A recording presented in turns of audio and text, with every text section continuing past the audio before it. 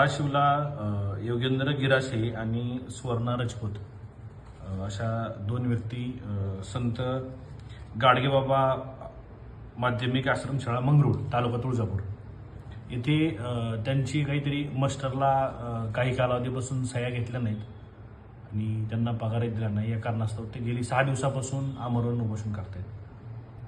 प्रशासनाकडनं काही माणसं गेली, त्यांची समजूत काढली, त्यांच्याशी पत्रव्यवहार करण्याचा प्रयत्न केला, सरकारला शासनाला सहकार्य करा अशी विनंती केल्याचं त्यांनी सांगितलं. त्यांना मी संपर्क केल्यानंतर त्यानंतर या संदर्भात सुनील खमानकर असे जिल्हा समाज कल्याण अधिकारी आहेत धाराशिवचे, त्यांच्याशी मी फोनवरती आत्ताच संभाषण केलं, त्यांच्याशी बोललो.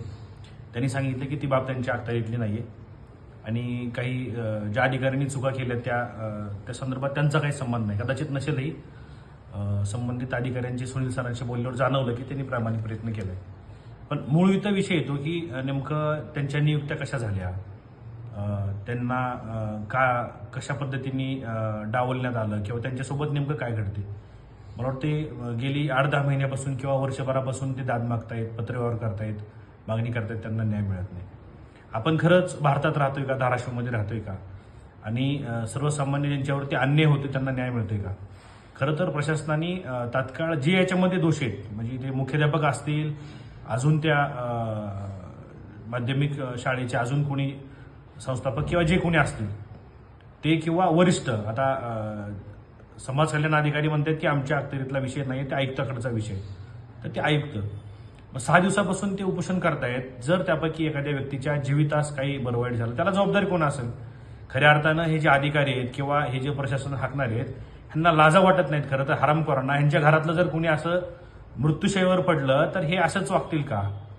जर त्यांची खरंच उपोषण करण्याची बाब ही चुकीची असेल किंवा ते चुकीच्या पद्धतीची मागणी करत असतील तर त्यांना निश्चितपणे प्रशासनाने, म्हणजे समाज कल्याण अधिकारी असतील, जिल्हाधिकारी कार्यालयाकडले प्रतिनिधी किंवा स्वतः जिल्हाधिकारी असतील किंवा संबंधित डिपार्टमेंटचे, मला असंही समजलं की स्वतः एसपी साहेबांनी पत्र दिलं आहे समाज कल्याणला की या संदर्भात काय असेल ते तुम्ही पाहून घ्या.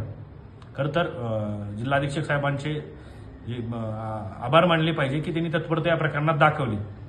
पण बाकीचे जे अधिकारी आहेत यातून तात्काळ मार्ग कसा काढेल, भले त्यांना आज न्याय मिळू न मिळू दे, 4 दिवस उशीर लागू द्या, त्यांची समजूत काढून यातून बाहेर पडणं आणि त्यांचा जीव वाचवणं खरं तर हे महत्वाचं आहे.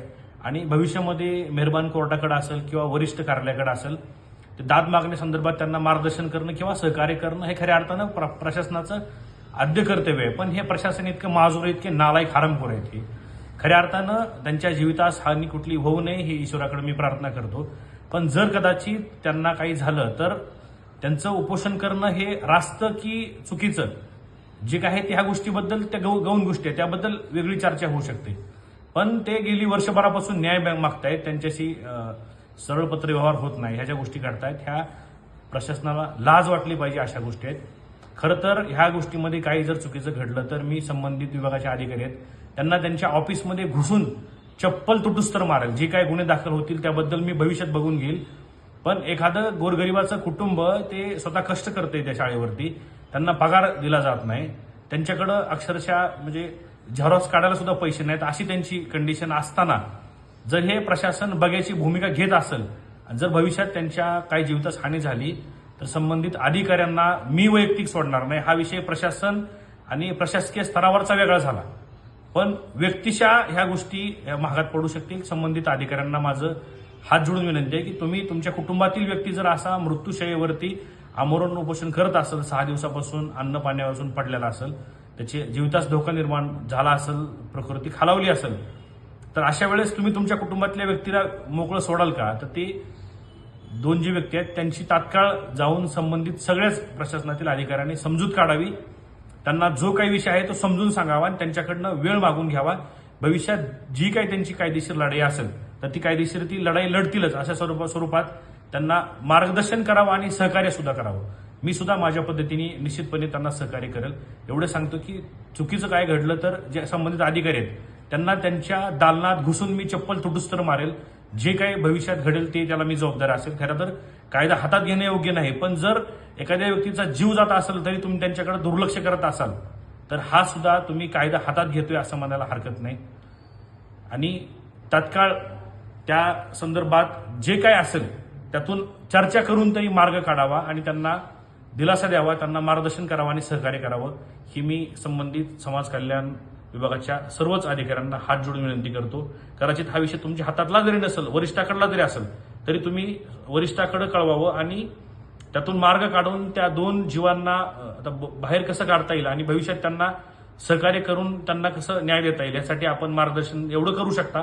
आपल्याला विनंती आहे की तुम्ही त्यांना कृपया करून सहकार्य करावं.